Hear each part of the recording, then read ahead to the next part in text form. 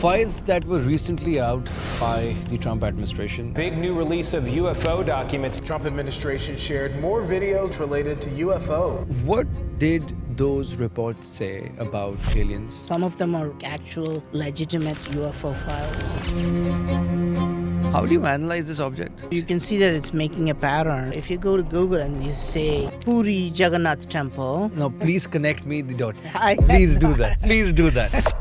He has walked where archaeologists won't go and seen what historians refuse to explain. For over a decade, he has been uncovering suppressed technology hidden inside the world's most sacred temples. From Vimanas in the Ramayana to encounters with UFOs, his experiences will change how you see human history. Praveen Mohan, explorer, writer, and independent researcher of ancient mysteries. Some conversations happen once in a lifetime.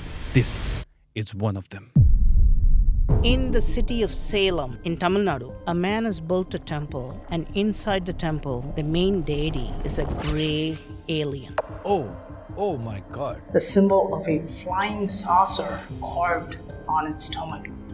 Did you ever see a UFO? I saw one. Anybody known to you ever saw an alien for real? We have several claims of this. More than a dozen people have seen. Or what makes you believe that? How they saw it, how it looked like, what it did. What's the reason behind it? Abduction attempts, torture, stalking. But why would they select put some people and some not? Who are these people who are carved in the temples? What are they doing and what is their purpose of being here on Earth? Are they traveling from a different planet? India is actually the home of all these mysteries. The best way to think of a UFO is like think of a Vimana. Are we referring here all the gods as aliens? In essence, most of the Hindu gods are that, yeah.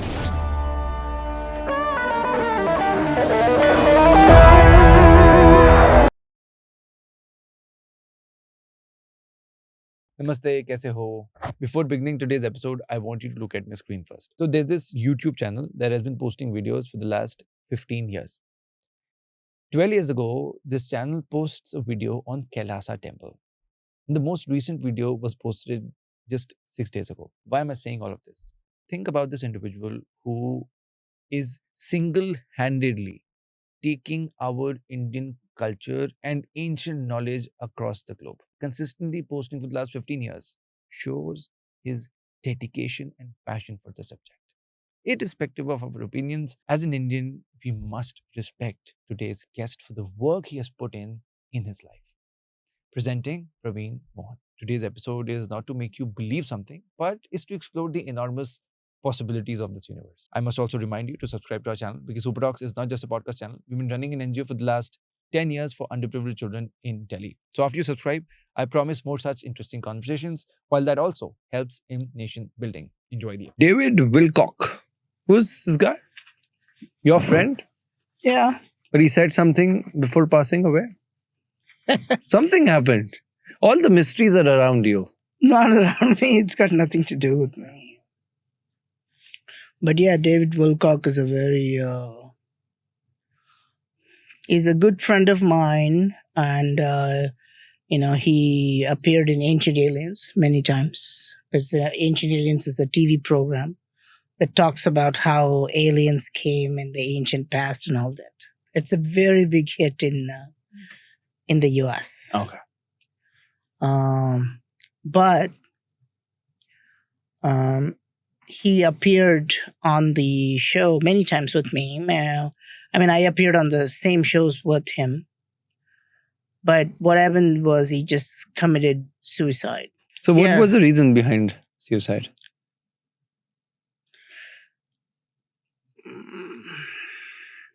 We don't know.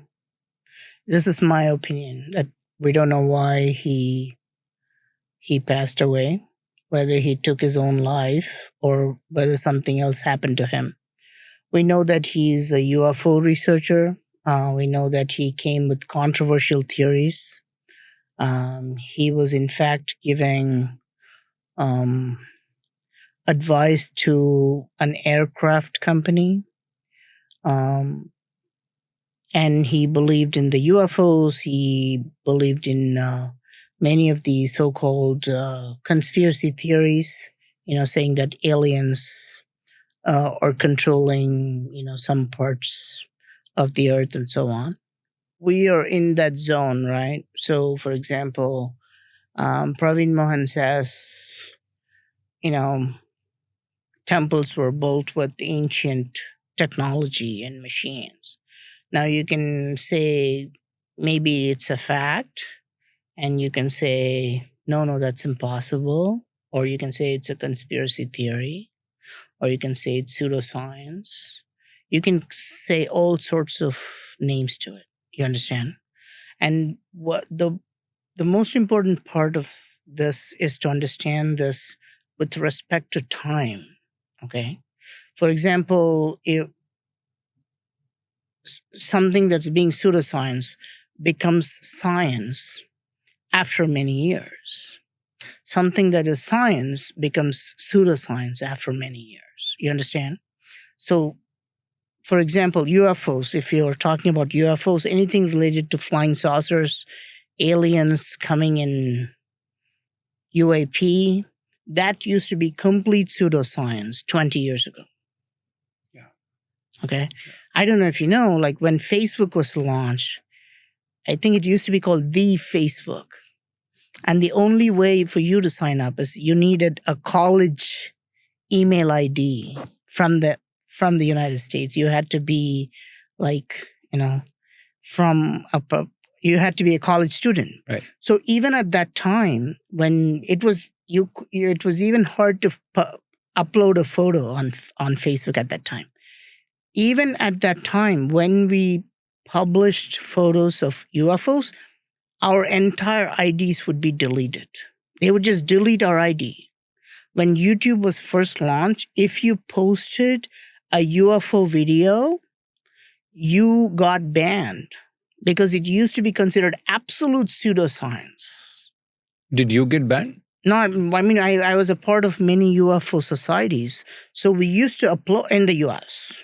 I was part of, in every city or town, they have a UFO society there.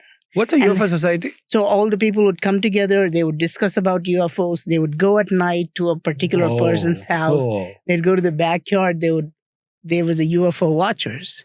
Almost every city or town has UFO societies. They all do this. Did you watch? We used to go and look for the UFOs. This is what we did. Did you ever see a UFO? I saw one, not with the crowd, but when I was driving in Texas, I saw one. How was it? It was just a flash. I thought it was a comet. It went so fast. It was like the spring break vacation in Corpus Christi. But it went so fast, I thought it was a comet, but it kind of moved. It went like this, but it moved.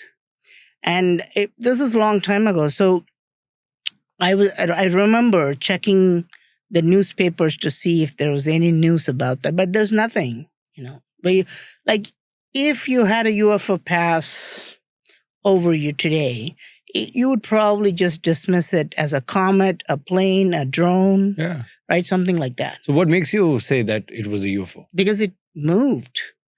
Because at that time it moved very fast and it moved like at an angle like that.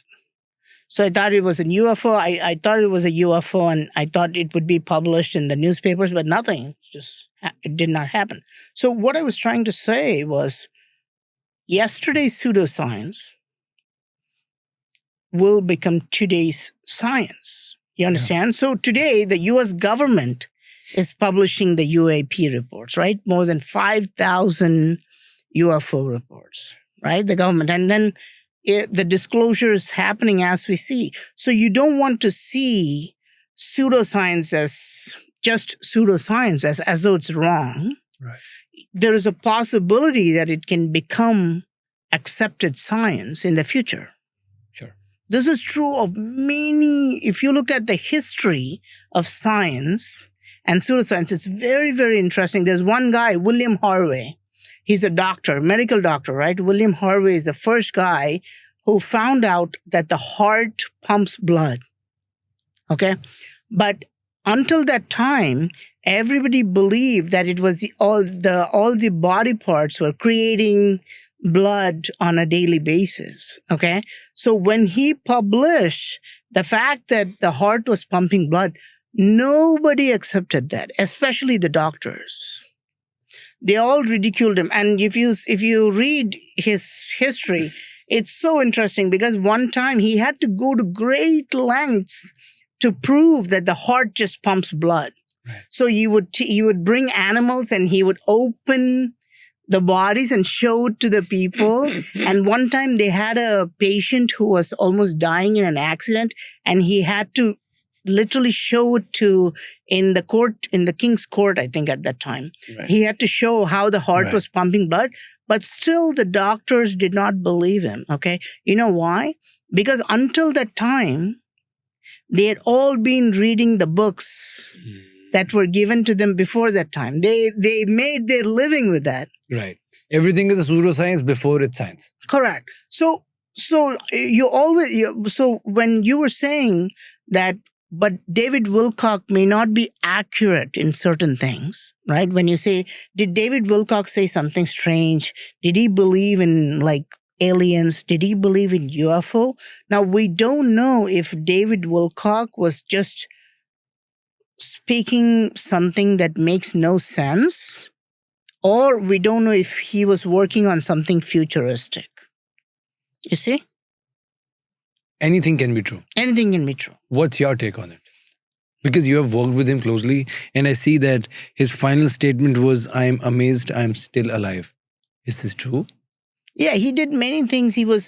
We could see that David Wilcock was slowly declining. Okay. By declining, you mean that his health was getting deteriorated? I would say that. I would say he himself said that he was pre-diabetic. But David Wilcock also says just before he passed away, David Wilcock also says, no, I would never commit suicide. I would never take my own life. Right? This is what he says. Right?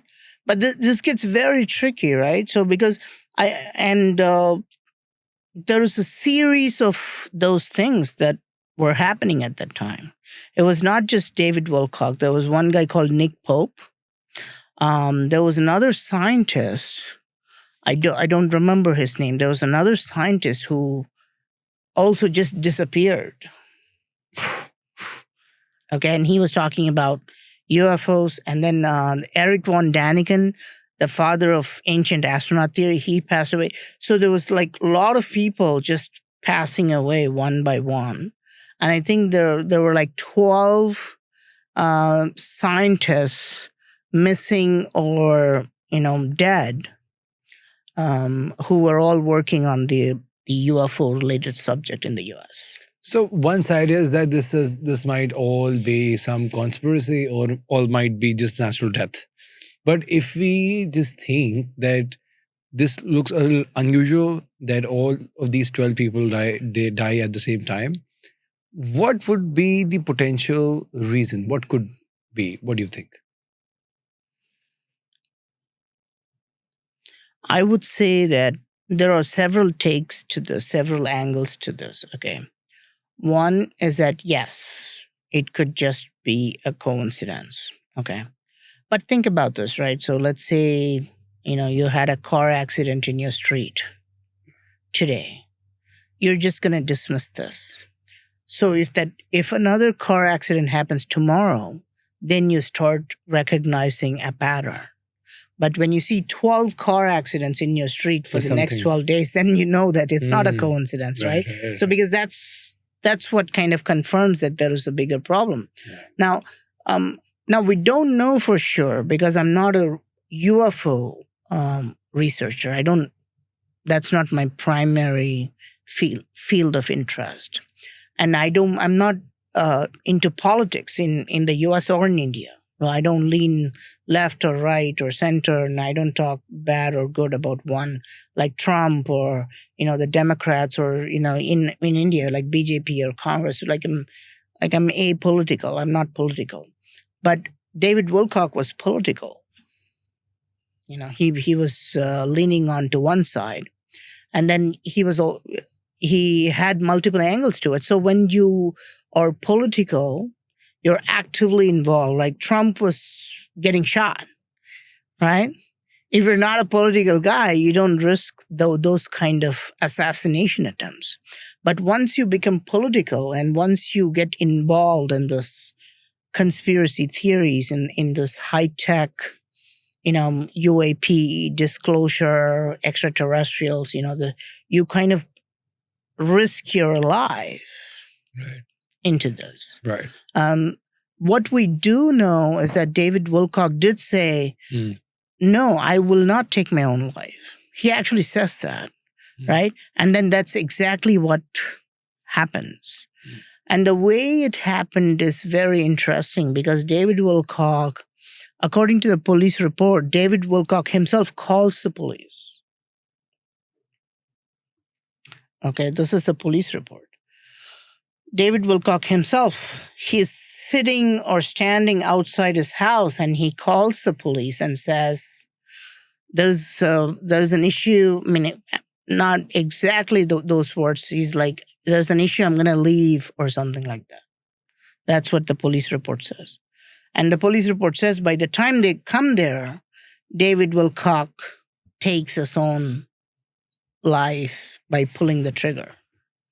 Now, David Wilcock is a celebrity actually, but he's very well known in, in the circle, UFO, ancient astronaut circle.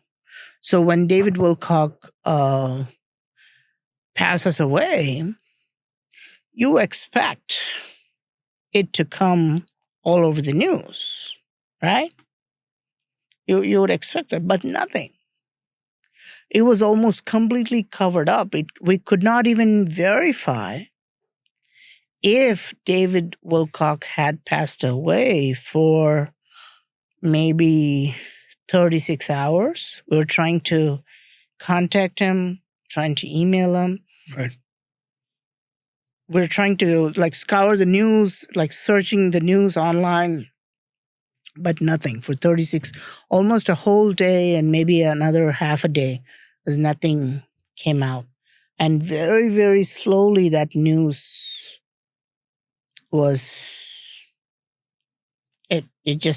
people just said that, David Wilcock committed suicide. That's what happened. Right. I want to know about the files that were recently out by the Trump administration. Did you go through those reports? Most of them, yeah.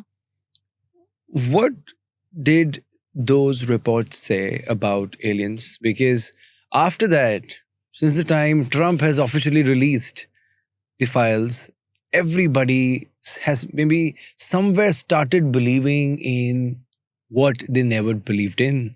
What Praveen Mohan has been talking about since so many years. Did you feel happy that it's good that finally it's coming out? Did you somewhere feel like that? Well, I am a conspiracy theorist. Yeah. So I believed it until Trump released the files. So after it's true. After Trump released the file, I think that some of them are legitimate UAP files. Some of them are actual legitimate UFO files. But I think most of the files are distractions. You see? And I just put this in perspective, when is Trump releasing these files? Just before the elections, November? No. Trump just released it now, like maybe a month and a half ago or something like that. It was not before the elections, right? So Trump releases it. Why? Because the Iran-US war is just taking up. Yeah, it's taking so much toll and is giving so much negative press for the Trump administration, right? So it's the classic Roman move, right? So you give them bread and circus to just keep them happy. Right. And I think this was, there is some disclosure because we're looking at thousands of files. If you go to war.gov, you can download thousands, like you can download hundreds and hundreds of photos, videos, PDFs. And it's so much content is being just released. But I think this is being released at a time. So we will praise Trump for his transparency, while it's almost like a magician. He's showing his hand here, but he's doing something here. And I think this is why he's releasing it at this time. This is my take. You would expect me to be very happy and say, aha, I told you, I believe in aliens, now it's real. But it is true. I've always believed this is true. I've always believed that aliens exist. It would be silly to think that aliens don't exist. Right? When you have millions, billions, and trillions of planets in the universe, it would be silly to think that Earth is the only place with intelligent life. Yeah, that's a quite an obvious observation. Correct. But maybe the rational mind always they would want a proof of, did you see something, or what were the patterns you were able to observe. So if I talk about the files in the disclosure, how do you make it? How do you get the proof of something, of an object being an UFO or not? UFO by definition is an unidentified flying object. It doesn't mean an alien craft. So when you say UFO, how do you confirm it's a UFO? It's unidentified. It's not identified. We don't know, but we cannot make any sense of it. We know that it's not a drone. We know that it's not a plane, but it's not really identified as something. You see, that's the core of this. So, but yeah, there are several videos. It was like there's an 8-pointed star. I have that picture. What is that? Yeah, I have everything. What is this? You can, if you see that. Ancient texts warned us about aliens. Oh my God. What is this? I think you're confusing the title and the thumbnail for the content. You have got me here. What is it? But if you watch that video, you literally have, right? Oh. So if you watch it, you can literally see. And the fun part about this is that all this is free, okay? Okay. So you can post. There's no copyright, yeah. So there's no copyright, from war.gov. You can just take. So these are the real files that the US has released? Yes. Okay. So if you take that. See? That's right there.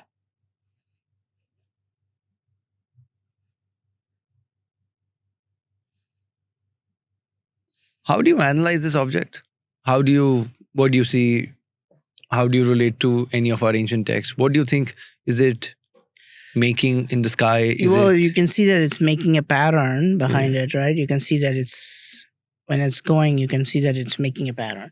Now, if you go to Google and you say Puri Jagannath Temple, and then Puri Jagannath Temple Tower. Yeah. How's that? Let's see. Puri Jagannath Temple.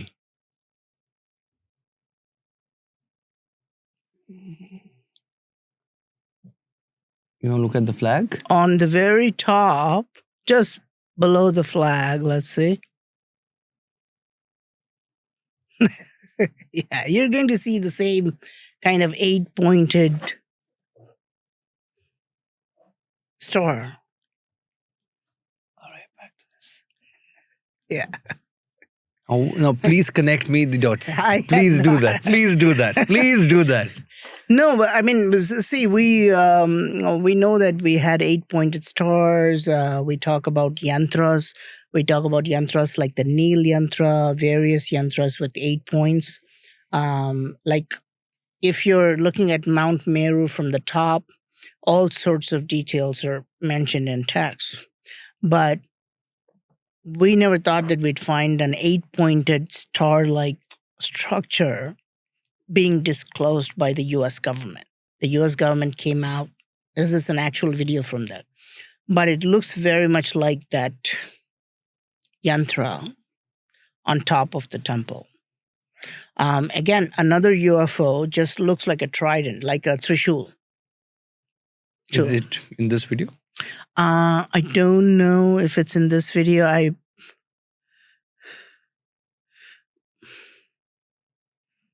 What is this? Was this also in the file? Yeah. Yeah, there, like I said, I think I was posting the top 6 UFOs out of, many hundreds I'd seen at that time. And this is one of them. You see how it moves like an organism. Right? It moves like an amoeba. And this is one of the things that was posted there. And what's your analysis about it? Oh, after going through, to a lot of conferences and talking to a lot of UFO enthusiasts, the way they talk about the UFOs is very, very advanced. Okay, some people think that the UFO itself, the craft itself, is a cyborg, is a living organism, right? The craft itself is a living organism combined with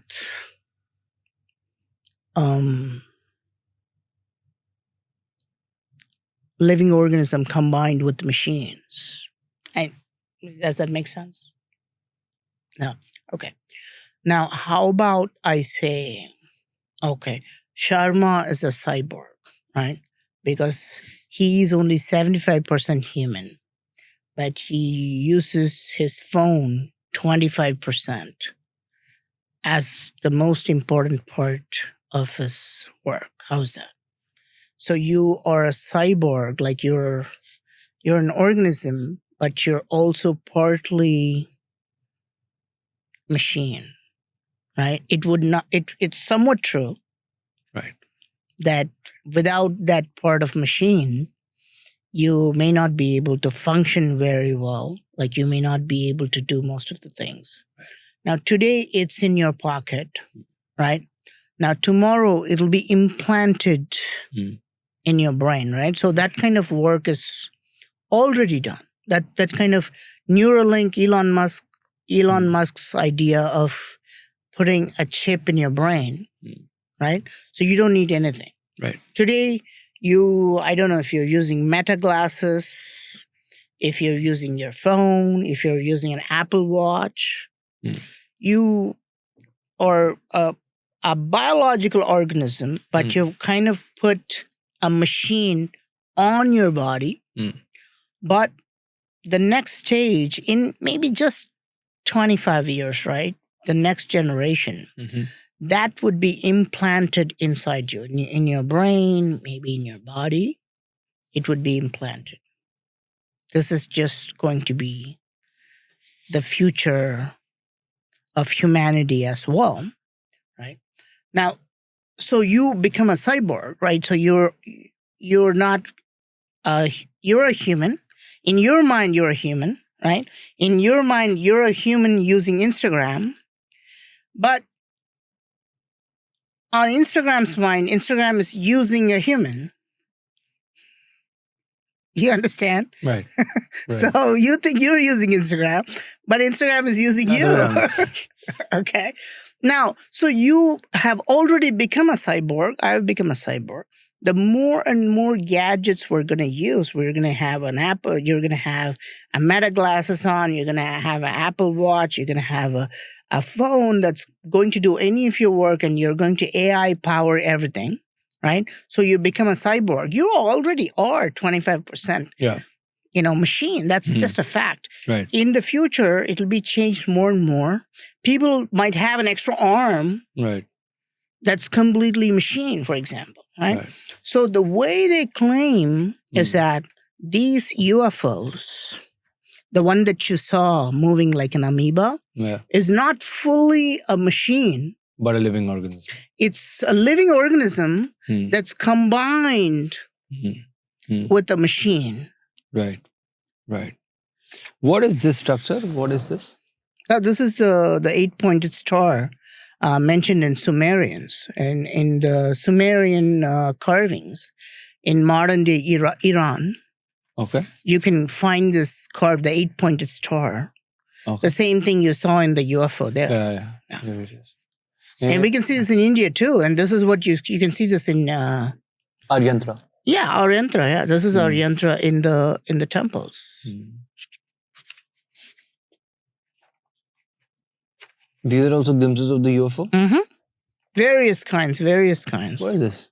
This is just a UFO hovering over a ship. Oh.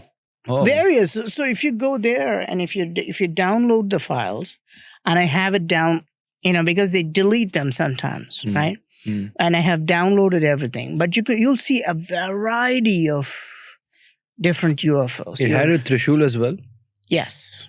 What was that? It looks like a Trishul. It's not here. It looks, you can see here. Yeah, it does look like a Trishul. That's one type of UFO.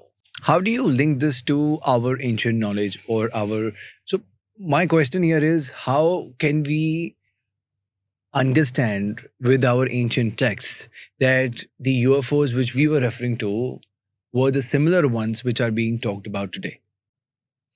There's no direct correlation. Like they never talked about a Trishul-shaped UFO. The best way to think of a UFO is like think of a Vimana. All right.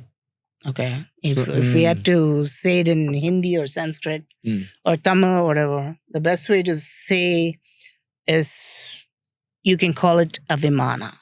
And you can see a variety of Vimanas being mentioned in ancient texts. It's mentioned in Ramayana. It's mentioned in Mahabharata. It's mentioned in other texts, disputed texts like Vimanika Shastra, Rukma Vimana, Sundara Vimana, Shakuna Vimana, various types of Vimanas with various sizes and shapes and performance, right? So when we see these kind of various Vimanas popping up, it might be something that's referred in our ancient texts. Especially when you see religious symbols like this, when you see things like the Trishul, when you see the 8-pointed star that looks like the Neelchakra. So we think there may be a connection, right? Because again, going back to our theory, all our ancient texts repeatedly say the gods come from the sky in Vimanas. This is a known fact. Okay, so when you see these same symbols appearing again and again, right. That's it just loops back into the idea saying that did ancient people also see the same things, right? They saw the same UAPs coming, right?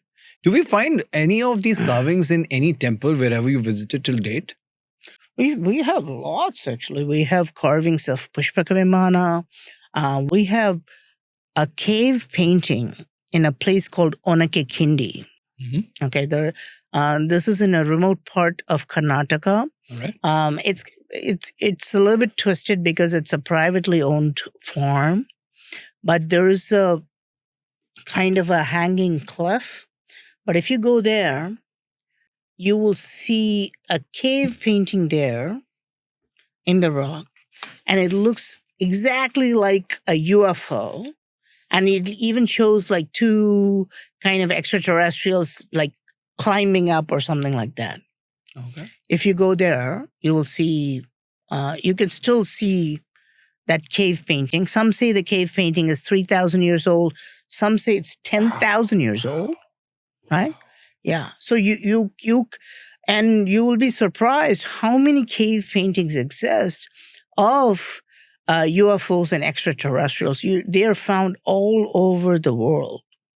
We can find. So, what is a cave painting, right? So, what is a petroglyph or a cave painting, a rock art? It's prehistoric. Okay, cave painting is not a historic detail. So for example, from today, like what's happening today. That's not history. That's news.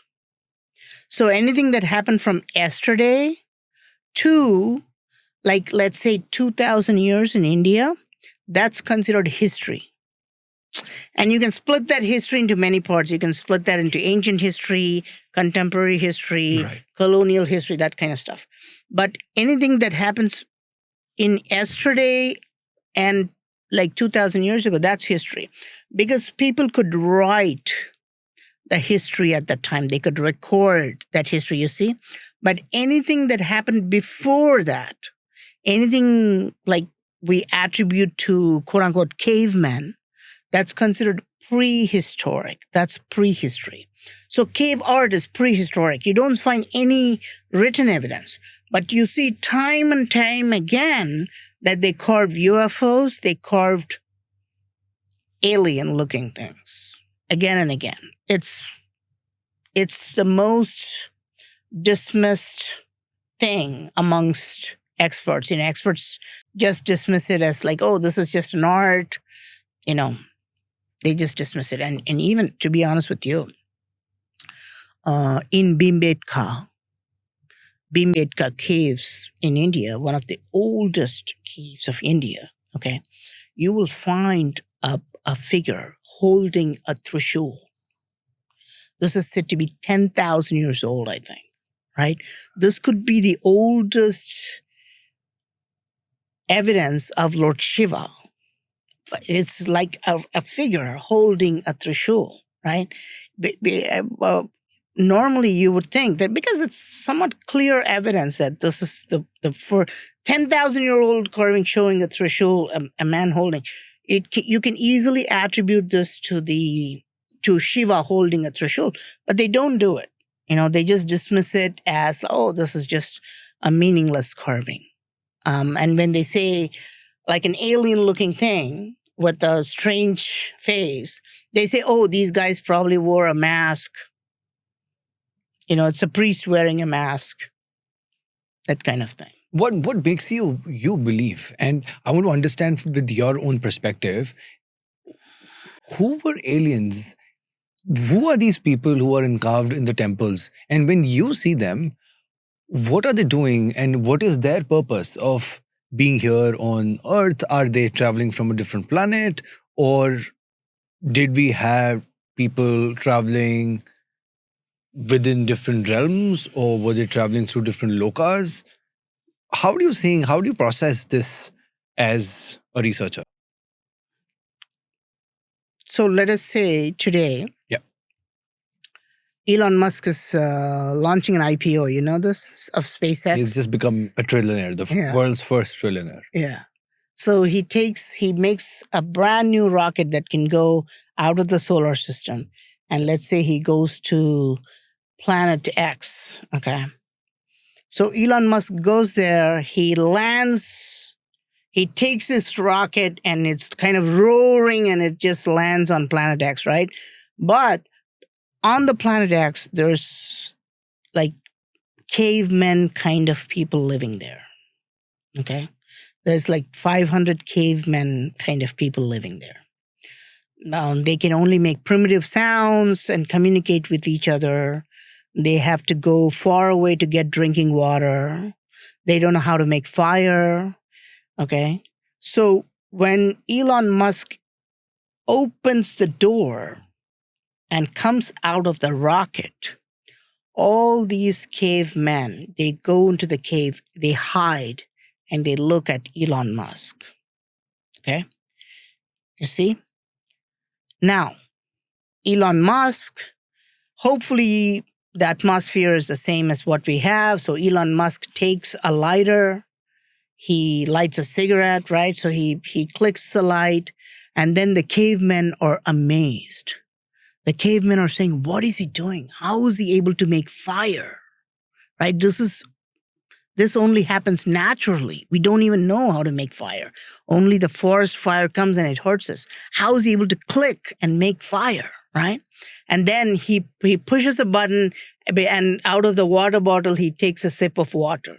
And then these cavemen are amazed. They're like, we have to go so far. We have to walk for 5 hours a day to get drinking water. This guy's pushing a button and drinking the water, right?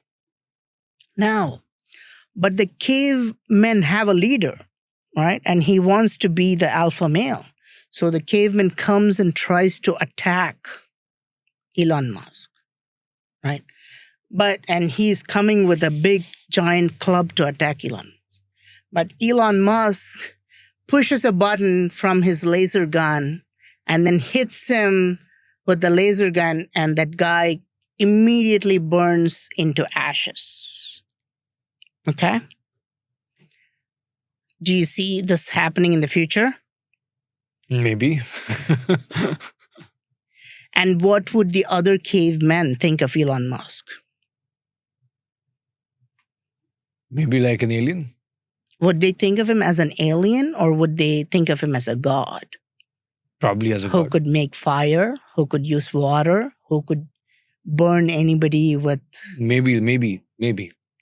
But I wasn't talking about the future. I was talking about what the texts are saying. How Shiva came out of a lingam, right? If you look at the carvings of Lingodbhava, Shiva comes out of a giant lingam, right? Shiva comes out, right? And Shiva holds fire in one hand.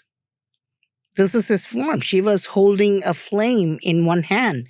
And from his head, he gets Ganga anytime he wants. He can get the water anytime he wants. And if he wants to destroy you, he can shoot laser from his third eye and burn you into ashes.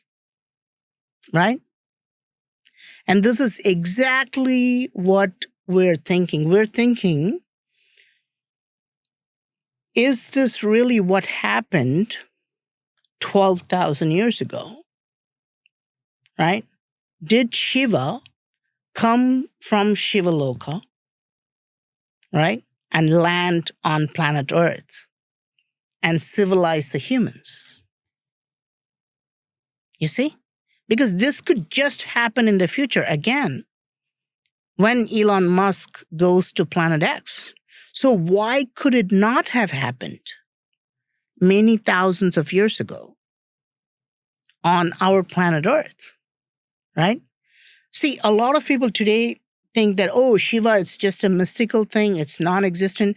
But ancient texts are very clear. Shiva physically comes from Shivaloka. He comes from another planet or dimension or loka called Shivaloka. He comes up. That's why he's called the Adi Guru. He's the first guru, right? So he's the very first person to civilize people, right? He is the Pashupatinath because he controlled all the animals, right? He civilized the human beings, right? He was the first medical doctor because he knew all the medicines. He had tested everything. So are we talking about a real person that came to Earth and civilized the society? If Elon Musk goes to Planet X, what's going to happen? Right? So initially you get past, right? So you kill the leader, right? What's going to happen now? Now all the cavemen are going to come and fall on Elon Musk's feet. Right. But Elon Musk is going to immediately start an education program to them. He's immediately going to start teaching them how to read and write. He's going to tell them how to get water. He's going to tell them, right? So, and this is exactly what we see in human history, okay? For almost 100,000, 200,000, for 2 lakh years, human beings are just human beings. They don't do anything. Homo sapiens are just Homo sapiens. They're not building anything, okay? Just 5 to 10,000 years ago, they start going like this. The human development starts going like this. They start to build pyramids. They start to build temples. They start to read and write. They start all these civilizational changes. And in the last few thousand years, now we are going to other planets, right? So if it's a linear improvement, it should look like this. But that's not what we see with human development, okay? So we don't see that with Homo sapiens. For nearly 200,000 years, Homo sapiens are not showing any improvement. They're not showing any improvement. Then what really happens? How does this Because improve? there's a catalyst, because of the arrival of extraterrestrial influence, right? So in a chemical reaction, the chemical reaction is very slow, and you add a drop of the catalyst and it just goes boom. And that's exactly what we needed. We needed an Elon Musk to civilize us. We needed the gods to come and civilize us, right? That was the catalyst that kind of powered us into this great civilization. So when we understand the concept of God and we believe it as it is in the ancient texts as well, after that, do you believe that extraterrestrial bodies came on Earth and they did something and they keep on coming? And if yes, then how do you say that? I would say that once their job was done, there must have been a major change, right? Like, when will Elon Musk come back to Earth? After being on Planet X for many, let's say, years, when would he decide to go back to Earth? When the task is done, maybe. Well, Right. So who knows what was the task? Maybe his task was done. Maybe he realized maybe it's impossible to fix human beings, right? But there is one very interesting. Now, I've just told you a theory, right? I've told you about Elon Musk going to Planet X and how all, the primitive men would worship him as a god. Hmm. And I've equated him with Lord Shiva and see, if you can compare. Now, this is not a theory. This is a documented phenomenon, by the way. During the World War, right? During World War II, the American soldiers, they were trying to take over Japan. So but the US is a little bit far away from Japan. So what they did was they found small islands near Japan, and these islands did not have any civilization. Only tribal people were living there, just tribes. Okay, so the American soldiers would go there and they would put their planes there, and the tribes would come and look at these American soldiers. And the American soldiers did the same thing. They could light their cigarette, they could open a can, and they could eat from the can. And these guys were really amazed. What are these guys doing? They're opening something, they're eating it. They're coming from a flying Vimana, and they do that. And these guys were soldiers, right? But from time to time, they would help the tribal people. They taught them how to fish. They taught them how to do certain things, right? When the war was over, these American soldiers, they just went back. The tribal guys literally thought of the Americans as gods from the sky. Okay. After the war, these guys went back to the US. They forgot. The soldiers don't care about the tribal people, right? And because these are remote islands, these are islands which are of basically no use to anybody. Nobody went back. 30 years later, some sociologists went to those islands just to do a regular research survey.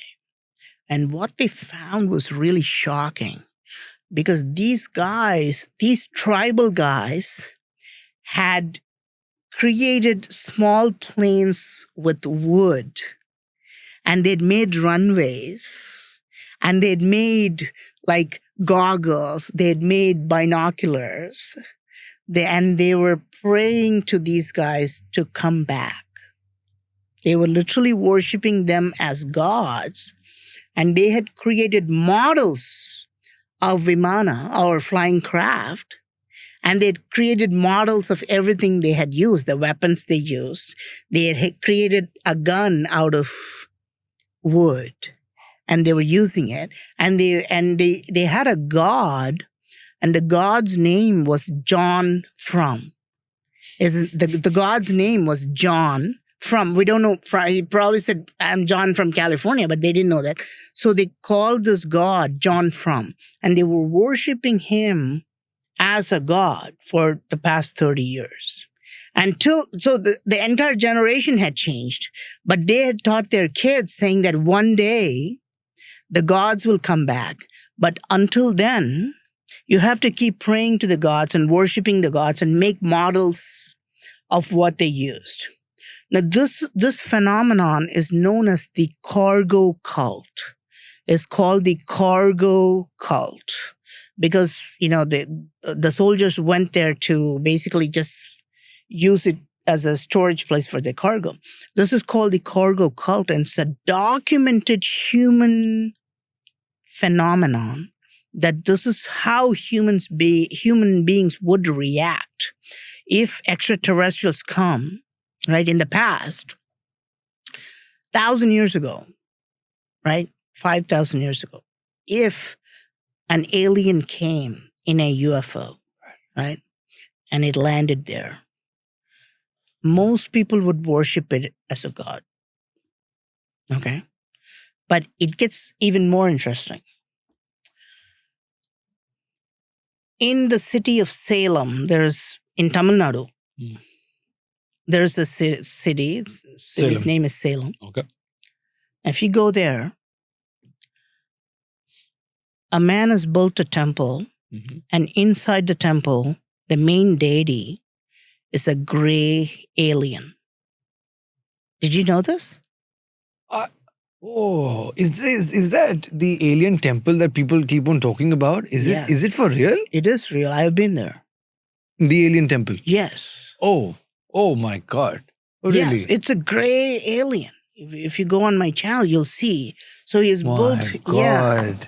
Oh, really? Yes. It's a gray alien. How do you understand? How can we understand this? What did you take out of that? World's first alien temple. Oh my God. It's real. It's not, The thumbnail is actually showing a real, that's a real thumbnail. And I'm inside the temple.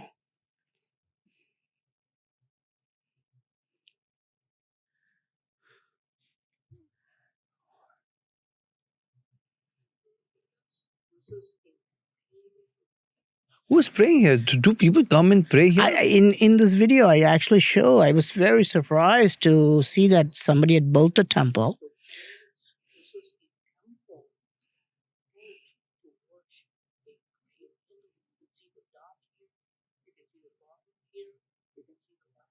He looks like a Hindu alien, no?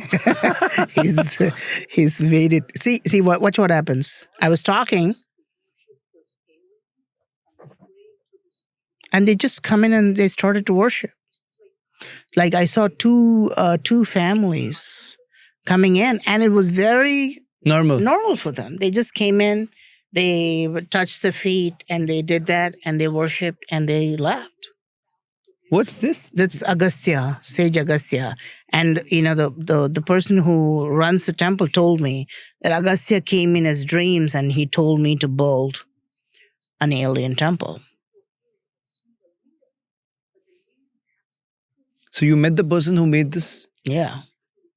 So he said that this came in his dream to build this temple. Yeah. And you have to put a gray alien. A gray alien. Yes, yeah.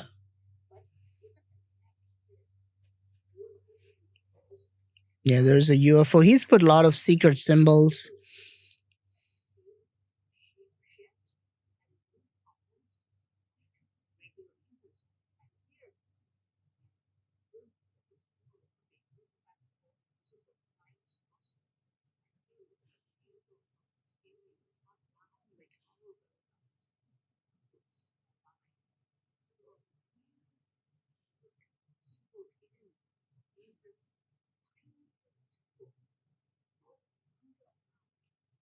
This is insane.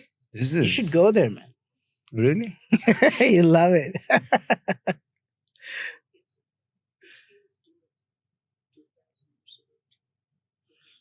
Oh my God, he's my favorite creator. No, but the question is, I was saying that, is this really the first alien temple, or is this how people started to build every temple? Did they start building temples after they saw Shiva? coming from the sky, right? This is how all temples were built, to honor Shiva, who came from the sky, who helped humans. How do you think? So, do you think aliens were ever involved in building a temple? Possibly, yeah, sure. In some of the temples, yes.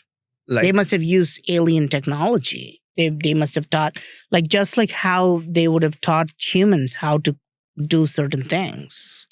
How do you say that? What is alien technology? We have to break down each and everything for me. My God, I'm blown away already. Okay. What is alien technology? How do you define that? So the way that I'm saying this, and I'm saying this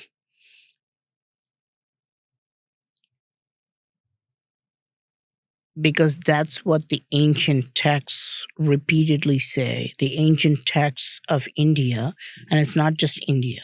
If you see around, this is also true of Greek ancient texts as well. If you look at the Egyptian texts as well, you will see this again and again, that the gods came from the sky, right? The gods come from the sky, and the gods helped the human beings. They lived amongst the human beings.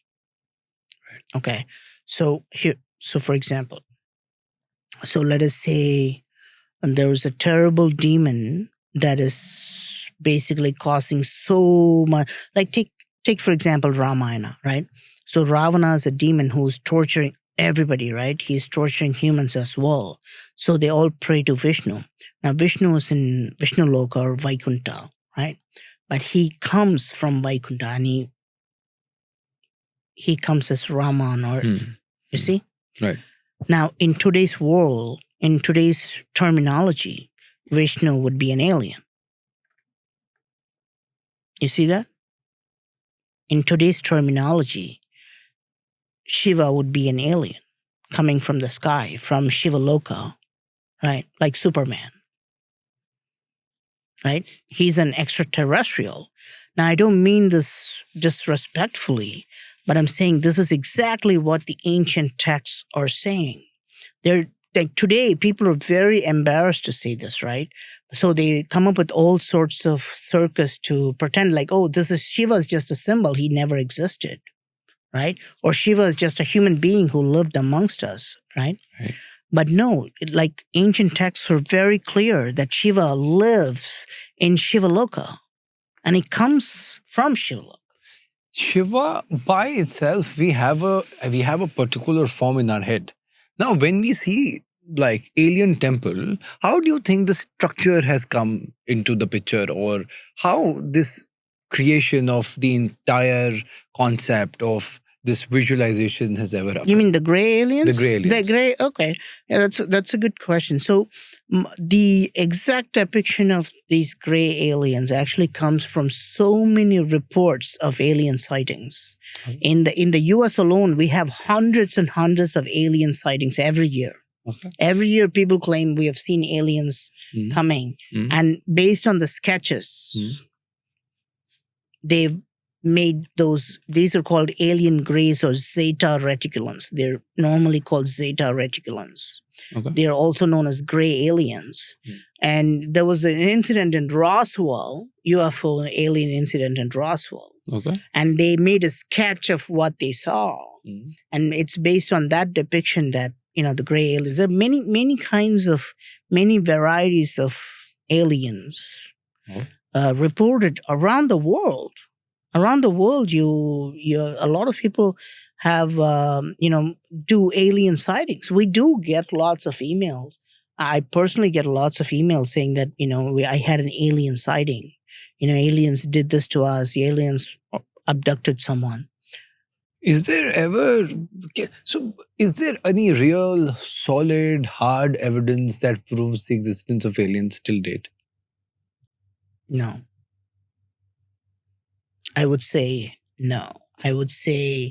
And that's part of the disclosure. So it gets very tricky, right? It gets very tricky. So today, let's say a UFO has landed, and then you recover a body of an alien, right? So let's say the local cops find the body of an alien. What do you think they should do? Maybe they would examine. They would take out some parts, organs, and analyze how are they functioning, and can this be used in maybe for their benefit, maybe to build some new technology. Because we had a guest over and she talked about Serpo Planet. There have been many conspiracies about how there might be life out of Earth as well. So there are many things about it. What do you think? Well, I mean, you're right. I mean, I know that, you're right. They would be examining the body parts and they would find if there's any association with technology. Yeah. But my question was specifically about what will be told to the general public. Okay, then forget the aliens, right? Let us say there's some terrorist from Pakistan, right? And he's a spy roaming in Delhi, right? And the locals, the Delhi police catches him. What will happen in the news? Will anything even come out? Okay. It shouldn't come out. Okay. Right? It should not come out because it's kind of classified intelligence, right? So you even for a regular, enemy spy, you normally don't see that in the news because the general public will be, some people will be very happy. It'll become a very political issue, right? And then it'll antagonize the other party and so on, right? So whenever you get some if some major incident like an alien body found or something like that, or that Vimana that we spoke about, whenever this kind of technology comes, it'll never be revealed to the public, especially at that time. It'll never happen like this, by the way. It'll always first, especially in the US, and you can see, you use Ray-Ban glasses. It was first used by the US military, the US Air Force actually, for more than 20 years. Okay, because it could filter out all the UV rays, but it was exclusively used by, the Army people. GPS, first it goes to the Army. Drone technology, Army never reaches the public for the first 20 years. People don't even know that this is happening. So it is hidden for the public and they would not want it to be out. But do you think, as per your research in the past couple of years and meeting all these people, what kind of ancient technology or alien technology do you think maybe you were able to figure out? See, the technology that we talk about, the lathe machine technology. That was the ancient machine. Yeah, that's what I'm saying. So just hear me out, right? So let's say the lathe machine technology. Okay. Now, where did that technology come from? Okay. Where did that technology come from? So when we talk about things like, let's say, Sushruta Samhita, right? Sushruta Samhita is an ancient text that talks about surgeries. Okay. Now, what does Samhita mean? Samhita means a compilation, not writing. It means Sushruta merely compiled all these surgical techniques, and he himself says that. You see, and where do these people claim they got the knowledge from? They always say it's aparusheya. It's always coming from an external, undisclosed source. Okay, you understand? So you have to if you look at all the ancient texts, and this is true of temples as well, nobody claims responsibility. Like today, they give you a brochure and underneath it you'll see the name of the author, right? Yeah. But you will see a massive text like Sushruta Samhita, but he only compiles it and says, this is God-given. This is aparusheya. This is coming from the gods of the sky. Right? So how else do you explain, lathe technology? How else do you explain people converting an entire mountain and turning it into Kailasa temple? How do you explain that? Where do you think this technology is coming from. Now, I'll give you an example, right? So even in modern times, there's a math genius. His name is Ramanujan. I'm sure you heard of him. Ramanujan is a math genius, right? I think he was born in Tamil Nadu, and then he went to The UK. Went to the UK, and he did some significant work with Hardy.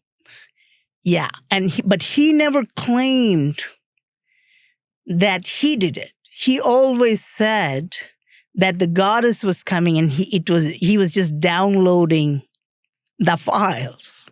It's kind of a parashaya, and many times he couldn't even explain how he was able to do it. Okay, now you can say, "Oh, this is nonsense," right? You're just discrediting the scientists, but it's not me saying that. He said that. Okay, I can give all the credit to Ramanujan, right?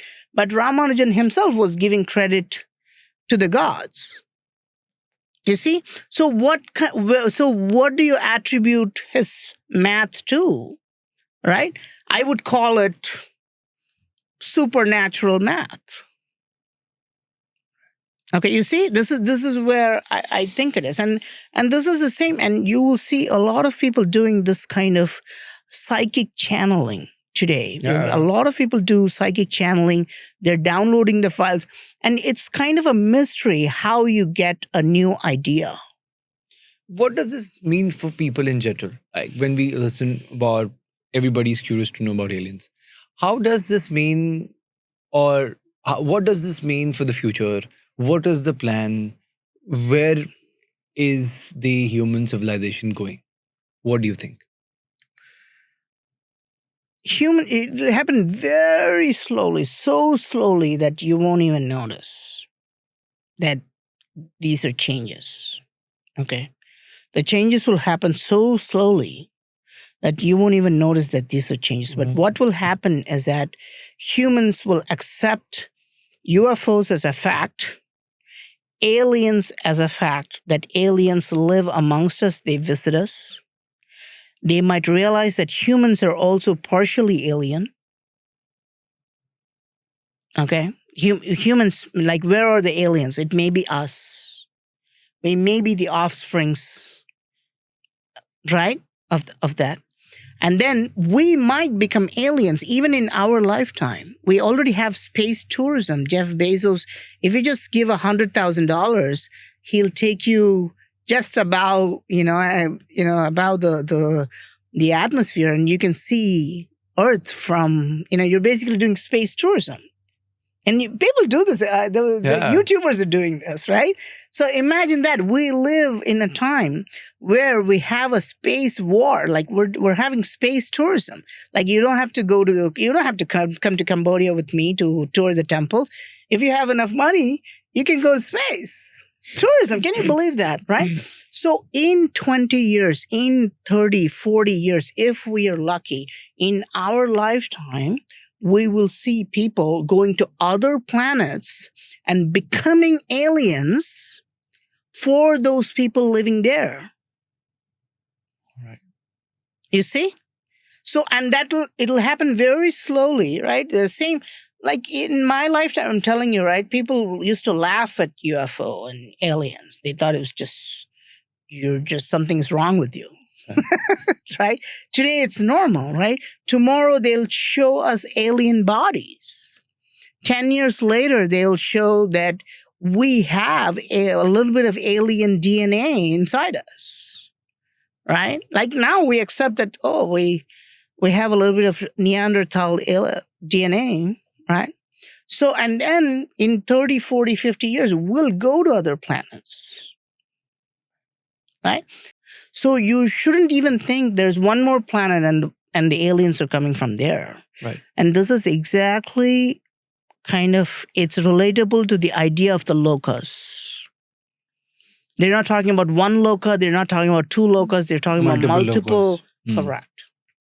Do you think, so when we discuss about it, maybe some viewers might consider it as our opinions, and we are also maybe thinking or probably anticipating about something that might or might not be true. But on your visits to the different temples in India or outside India, Do you think there is something really different about a temple that makes you believe that for any human it's literally impossible to do, and the belief of the existence of aliens maybe gets more firm with that kind of technology?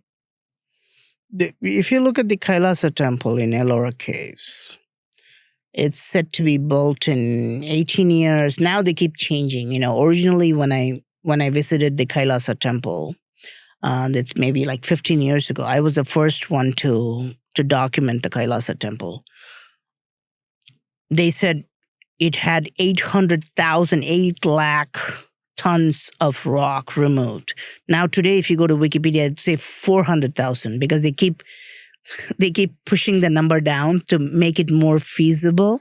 Okay. But like imagine converting a temple,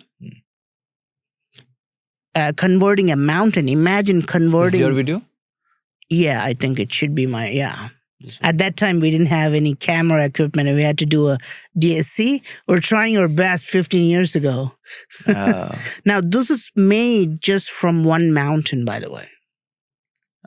Oh, yeah. Okay. They just take a mountain or a hill and they just carved. Okay.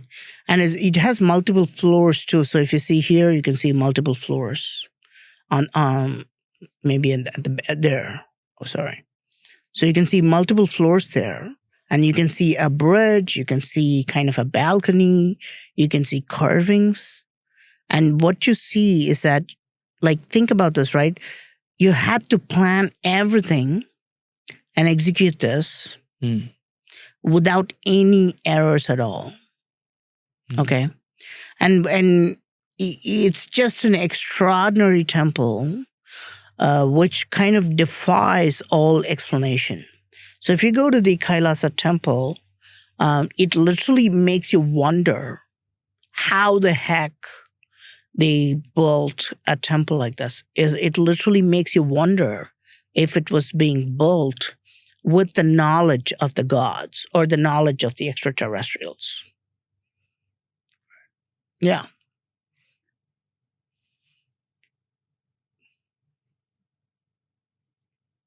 You've been there? No. But it feels a little... You feel amazed to see such kind of technology.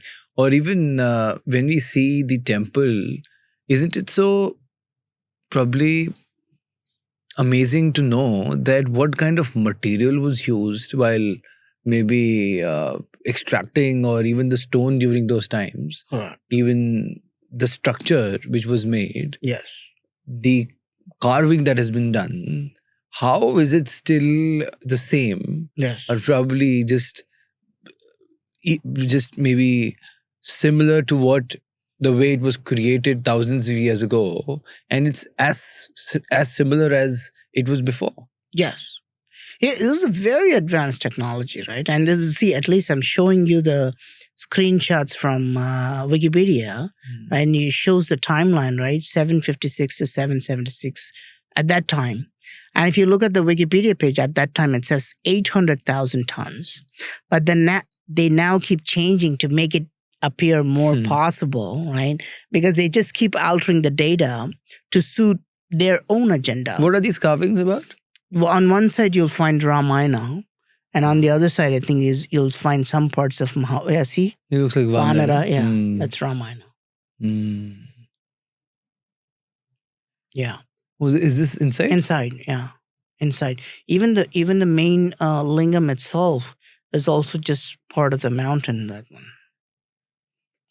Oh, no, it is 400,000, I think.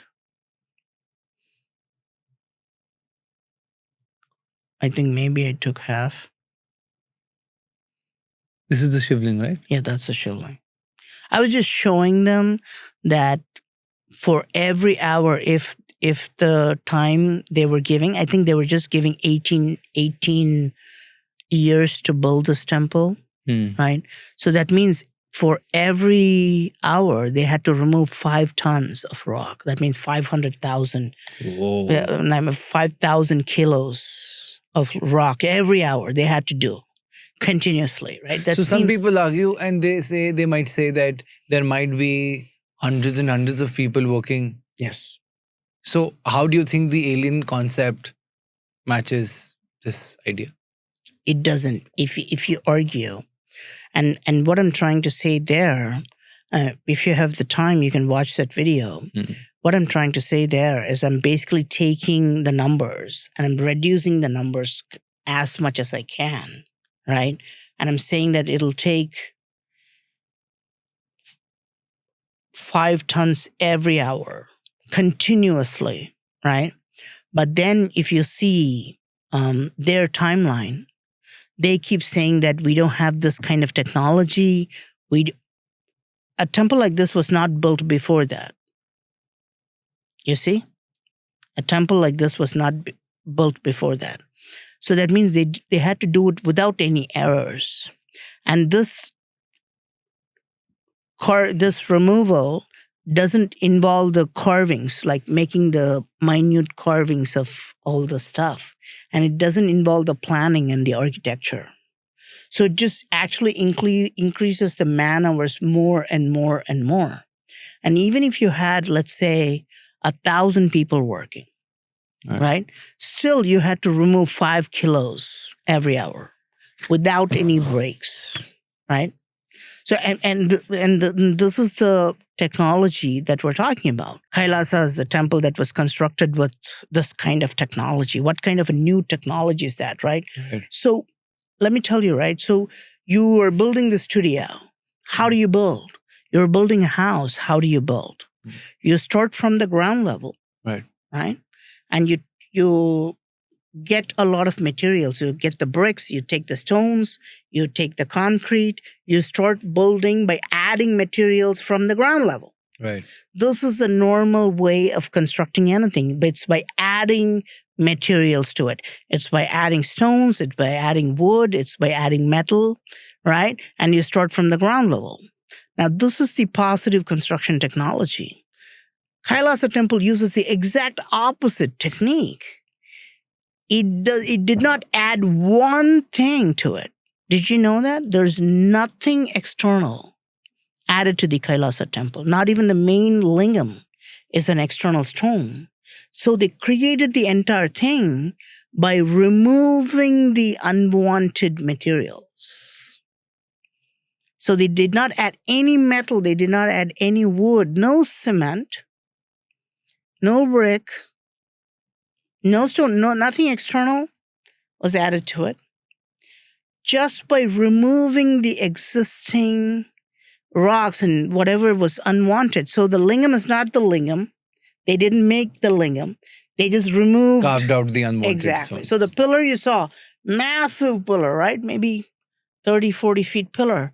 To create the massive pillar, normally you would make a pillar and go and erect it. Right? They didn't do any of that. They just had to remove the whole mountain around it. They had to remove 40 feet kind of a radius around it. So it's an extraordinary temple that was created. And again, the timeline, even mainstream archaeological account, 1,300 years ago. 1,300 years ago. It's very old. You don't find many structures older than that. So yeah, I would say, I would challenge you and say, how did they come up with that technology? Right? How did human beings come up with that technology to create a temple like that? And that's why I keep saying, and same thing with the other techniques too. How did Sushruta Samhita mention all the advanced surgery? Right? Right? But was it caused by evolution? Well, did they start doing one surgery at a time for 5,000 years? Right? Or was it handed to them by somebody? And literally, and this is the funny part, I met a cosmetic surgeon. He's a plastic surgeon in California. And they do a nose job. If somebody has a bad nose, they kind of fix the nose. They call it the Indian flap. Still, because India was so famous for the nose job, the rhinoplasty. Like, you know how today the actresses and actors do this? India was so famous even back then. Like whenever anybody had trouble, and at that time, all over Europe and Middle East, when, especially for women, I think, when the woman was kind of did something bad, the best way to insult her was to cut off her nose. Yeah, that's what happened in Ramayana. Shurpanakha, right? Yeah. So to cut off her nose, right? It was like kind of make her look terrible, I think. Right. But India was the capital of rhinoplasty. India, like that's why they still call it the Indian flap. Even the doctors in the US call the nose jobs will be like Indian flap. Because everybody came and they always did the Indian flap. Right. And they talk about how to take, where to take, how to take the skin from your thighs and put it there. So basically, what the idea is that you mean to say, as per whatever we have discussed today, that even if everything was happening, the question comes is how did humans at those times were able to think of making such big figures and to follow a certain process like Kailasa temple. So the idea is that humanly this might not be possible.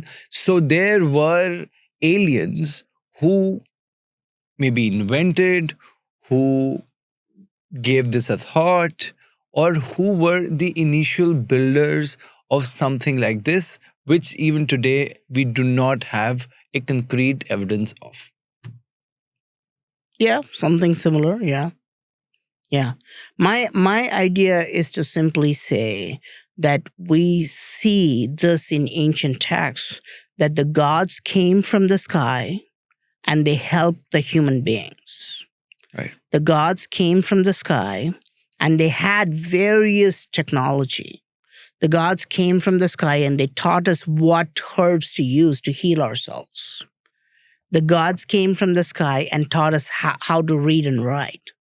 So is it that, are we referring here all the gods as aliens? In essence, most of the Hindu gods are that, yeah. In modern terminology, we would say they're like aliens. Extraterrestrials coming from Extraterrestrials, but yes. Okay. And we see the same terminology, actually. How do we say that aliens are shape-shifting, and how do we see that in humans and in our lives as well? How do we make that claim? We don't say that. We don't, we don't normally say, for example, gray aliens or shapeshifters. We only see that with NAGAS. We only see the shape-shifting tendency with the NAGAS, who are underworld reptile-like beings. Do we see reptile-like beings being carved in the temples? We must have. Where do you see is this as one of the biggest proofs of reptiles being the gods, or reptiles being seen as maybe a kind of a mysterious being? So it's a long subject, but if you say, for example, the Nagas are the core reptile beings that are mentioned in India, in Egypt, in Middle East, Israel, and all those places. Okay, so the Nagas are everywhere. They're carved in almost all the temples. They're carved all over the Angkor Wat. In fact, that is the very first thing you will see before you enter any temple, including Angkor Wat. In any Cambodian temple, the first thing you will see is the Naga. It's not any other deity. It's actually a multi-headed snake. We always say there's like a 3-headed Naga, like a 5-headed Naga, a 7-headed Naga. I just found a 9-headed Naga in Cambodia. And it's shown all over the temples. And we have a separate Naga corner in most of the temples of South India. This is very popular in Kerala. It's called Sarpakau. There's just nothing. There's just a bunch of Naga statues. In many temples of Tamil Nadu, you'll find Naga statues everywhere. And under the trees, you'll find statues of Nagas. And most of the women come and they worship the Nagas.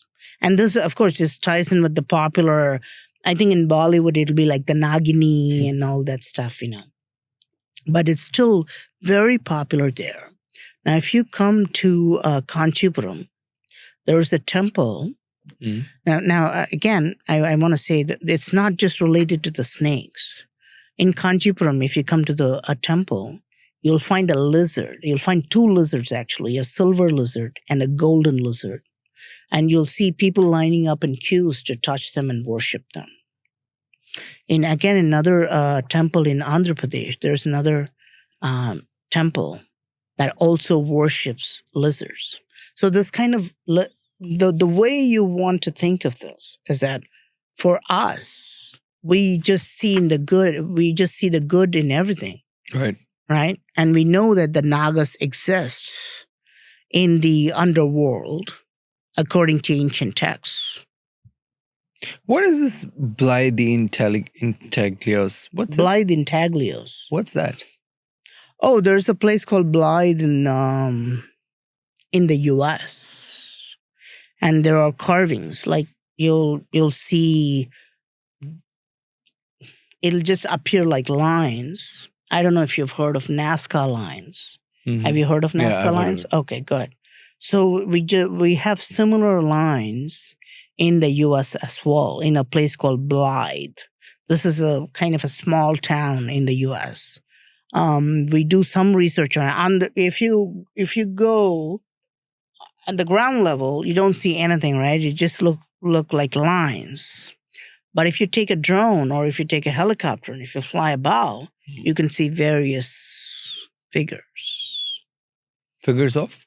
It'll look like extraterrestrials. It'll look like humans. It'll look like animals. You'll have various figures, but they're all only visible from the sky. Same thing with Nazca lines. If you go to Nazca, this is kind of a desert in Peru. So if you go to Nazca, you can walk in the desert and you just see like, oh, some guys have just made lines, right? But if you take a plane and if you go about, you'll see amazing, like giant spiders, giant monkeys, giant, like there's an astronaut. It's actually called the astronaut. It was like looking like an astronaut pointing to the sky, right? But these were carved, like kind of, these were scratched many centuries ago. Yeah. But think about it, right? Why were they created? Right? Would you kind of make some good artwork and just put it in a locker and never show it to anybody? Right? If you're like a pretty girl, would you put all the makeup and lipstick and then go to sleep? No. You want to be seen by others, right? That's the whole idea of creating something, right? But the Nazca lines, nobody can see the Nazca lines unless you're flying in the air. Right. So why were they created many, many centuries ago? So, and the same thing, like these, so the way to think of this is to kind of put everything in a perspective and say, why were they created, right? Who would see them? Why? Who's going to see the Nazca lines? Tell me. Who's going to see the Blythe intaglios? 500 years ago. And for what? Yeah. So there are many, many mysteries like this. There are many, many unsolved mysteries like this. We have a carving of a rocket ship in Mahabalipuram. It looks like a rocket. Okay. And nearby, there's a giant, perfectly drilled circle, like made of granite. It looks almost like a launching site. You can take the rocket and put it in the right. in the circle. So we have many, many, many, many strange unexplained mysteries all over the world. I'm lucky to visit, many of them. I visited the Nazca lines. I visited the Blythe intaglios. We did some work in 2024. We did some work in Blythe intaglios, I think. 24 or 2025. But India is actually the home of all these mysteries. If you go to Kailasa temple, Ajanta caves, that's another amazing ancient structure. Like, it's insane. The Ellora Caves is known for its sculptures, and Ajanta Caves for paintings. Amazing painting. It's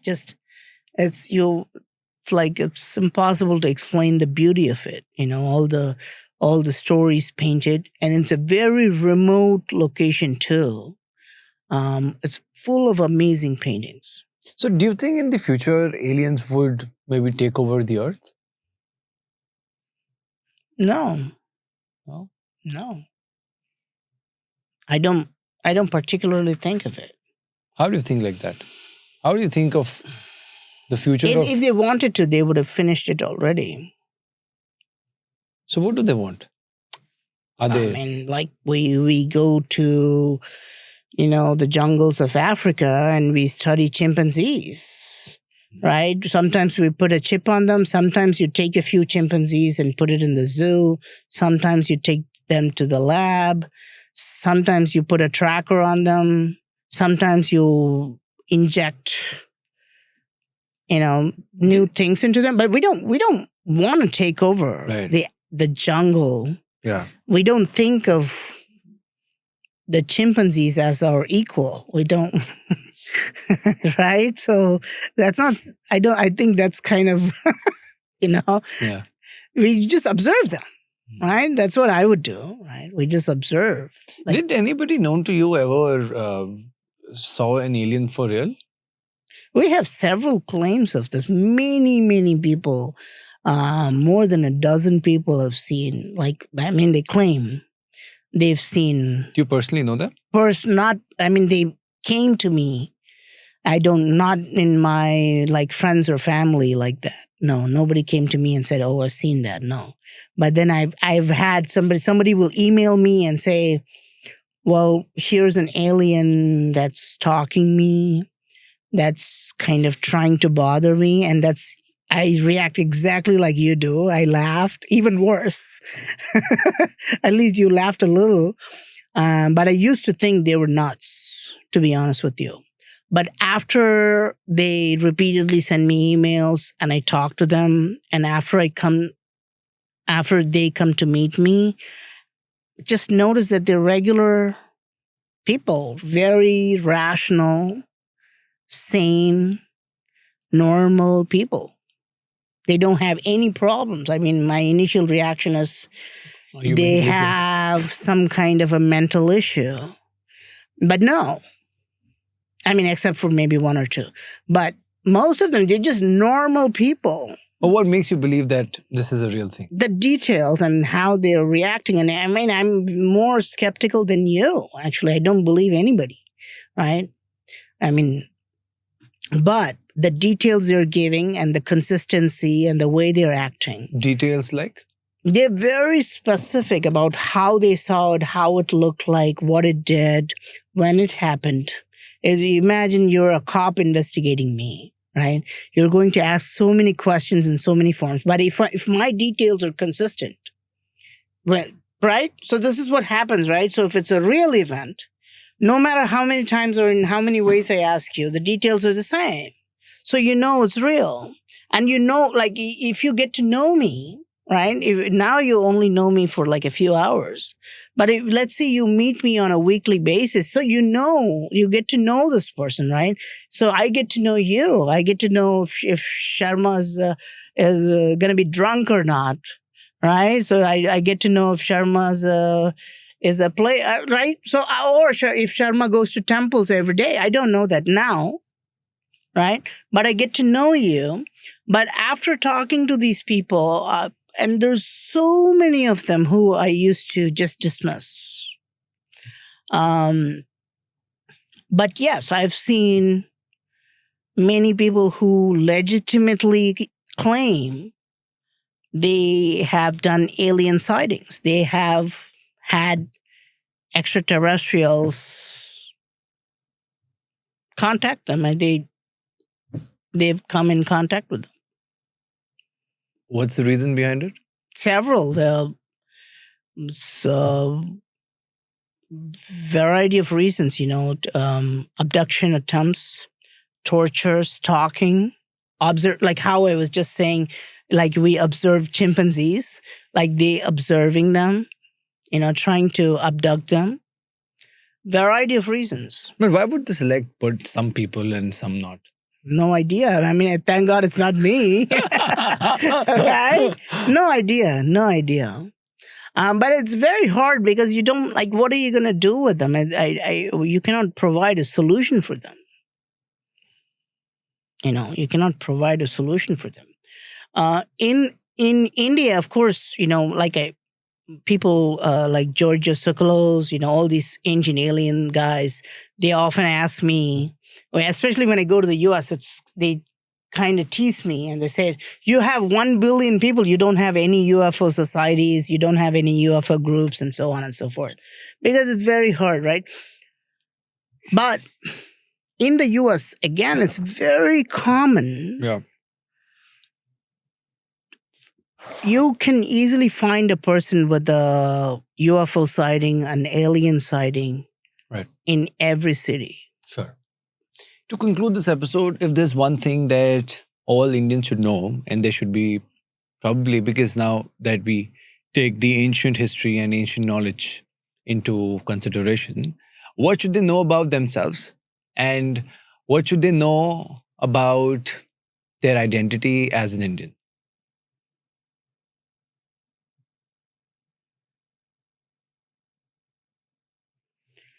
The most important thing as an Indian to remember is that we are the only country that is still following the same religion even after 5,000 years.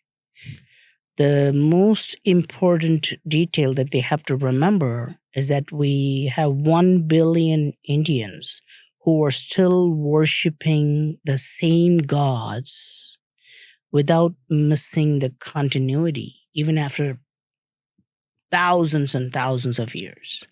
So if you go to Egypt, nobody's worshiping the Ra or Thoth. All the Egyptian gods are gone. If you go to Greece, nobody's worshiping Hercules or Thor. Now they've become superheroes in movies. They're all started to move to a newer religion. But India is the only country that is still worshiping the same gods even after thousands and thousands and thousands of years.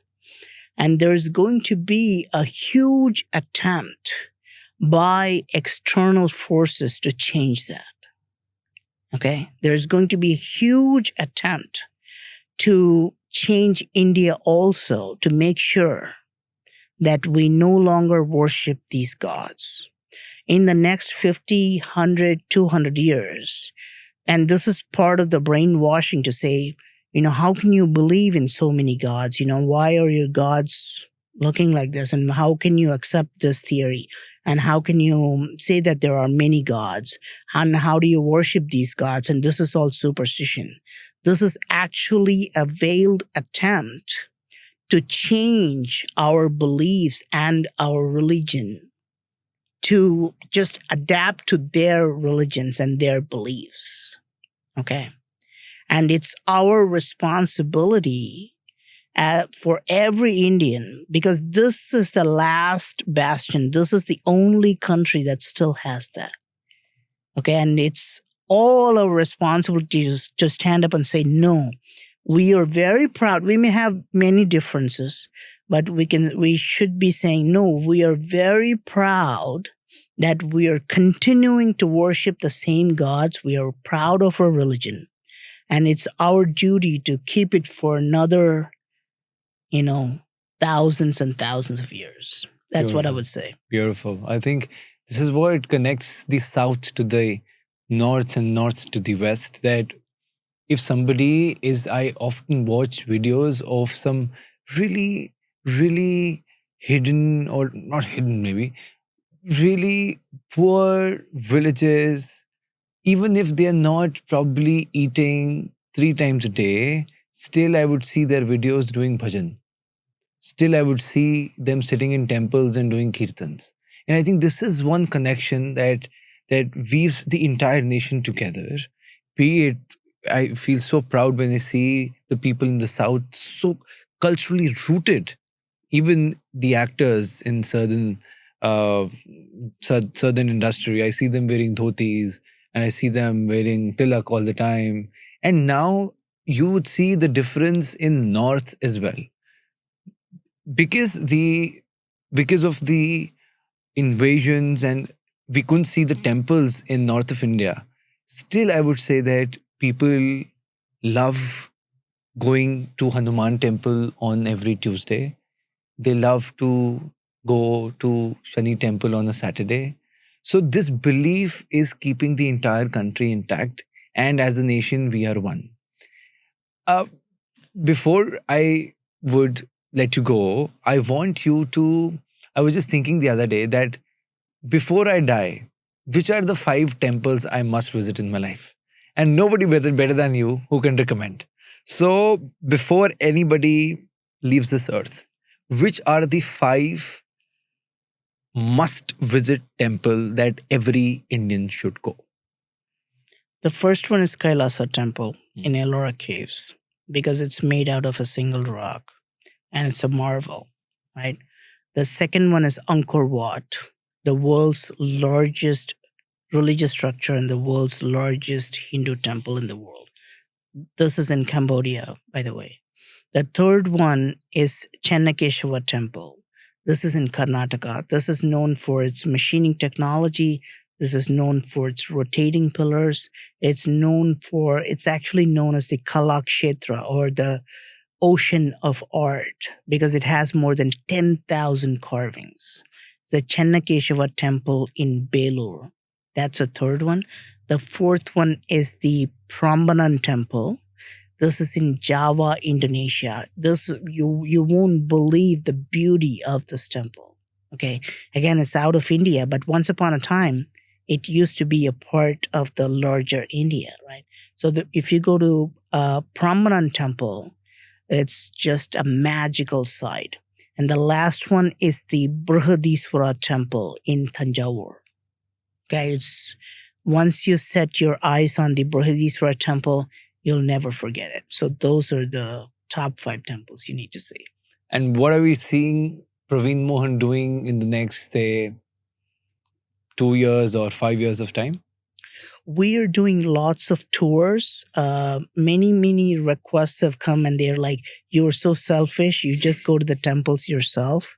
Now I've started taking people with me to various temples. We're doing a tour in India. We're doing a tour in Cambodia, in Thailand. And then we research more and more temples. I have so many temples in Nepal, in